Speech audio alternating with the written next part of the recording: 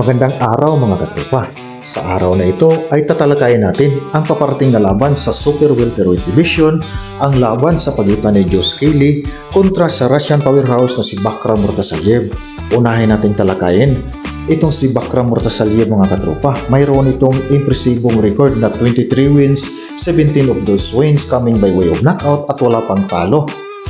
Mga katropa, si Bakram Murtasalyev ay mayroon itong impresibong knockout ratio na 73.91% at hawak niya sa kasalukuyan ang IBF Super Welterweight World Title. Mayroon itong tangkad na 5'11.5 inches mga katropa at mayroon itong 74 inches sa kanyang sukat mga katropa. Sa huling tatlong laban nitong si Bakram Murtasalyev ay napaka-impresibo. Sa huling tatlong laban, dalawa ang laban na nakuha niya via knockout at isang TKO, at yun na nga ay sa huling laban kontra kay Tim Tszyu mga katropa. Ngayon naman ay tatalakayin natin ang kanyang makakahatunggali na si Josh Kelly mga katropa. Si Josh Kelly ay mayroong record na 17 wins at 9 knockouts, isang talo, isang draw. Si challenger dito si Josh Kelly mga katropa, may edad na 31, orthodox ang kanyang stance at 5'10 ang kanyang tangkad. Mayroon itong sukat sa kanyang reach na 72 inches mga katropa. Ang huling tatlong laban ni Josh Kelly mga katropa, dalawa nito ay nakuha sa knockout at ang isa ay nakuha niya via 12 round majority decision kontra sa dating undefeated na si Ismail Davis mga katropa. Ngayon ay titingnan naman natin ang tatlo sa key points sa pinakamagandang pag-breakdown natin sa kanilang record mga katropa. Unahin natin ang power comparison. Yung power comparison mga katropa ay walang duda, mas malakas at mas may madiin talaga yung mga power punches nitong si Bakram Murtasalyev mga katropa kumpara dito kay Josh Kelly. So nakakalamang dito si Bakram Murtasalyev pagdating sa power mga katropa, yung raw power talaga ni Bakram Murtasalyev.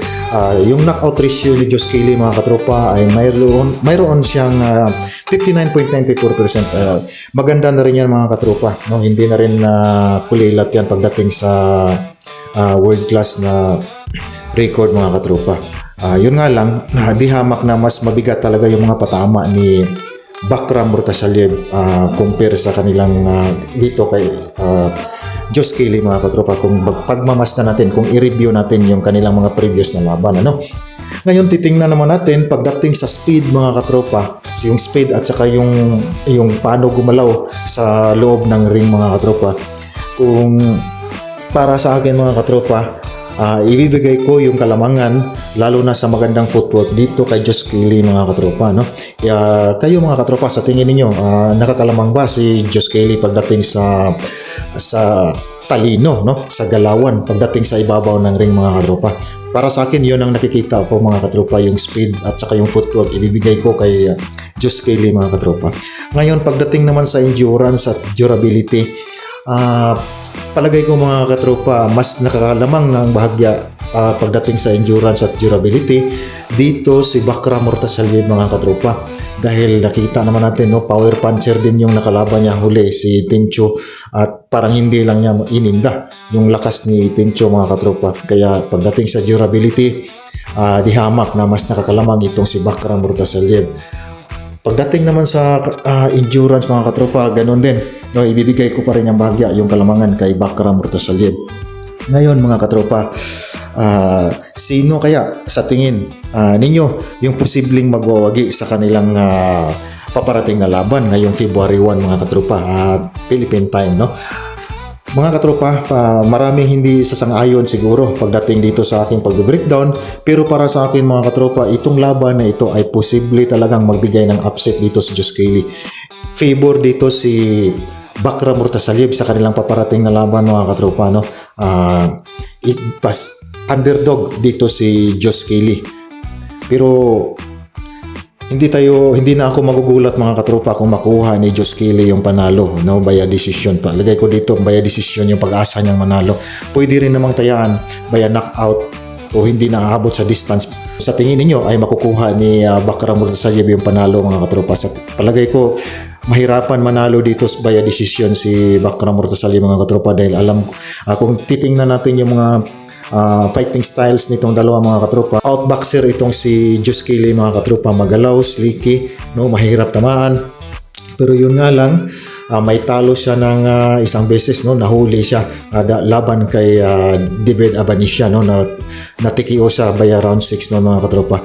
Sa paparating na laban na ito, mauulit kaya, no, mahuli kaya ni Bakram Murtasalim itong si Josh Kelly. Alalahanin natin, 12 rounds ang schedule ng laban na ito.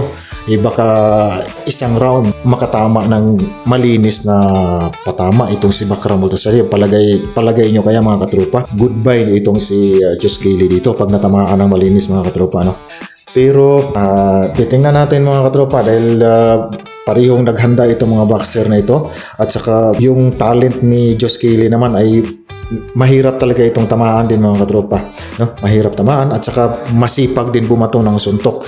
Yun nga lang, baka ang problema, baka ma-intimidate pagdating sa mismong laban dahil alam naman natin pag yung isang power puncher pag nakatama kahit hindi malinis, kahit nakasangga sa mga gloves, mararamdaman talaga nila yan mga katropa, kaya posibleng magbago yung game plan o yung mga galawan dito ni Josh Kelly, baka maging maingat na, ano. Pero posible pa rin itong magbigay ng upset by desisyon na panalo itong si Josh Kelly mga katropa.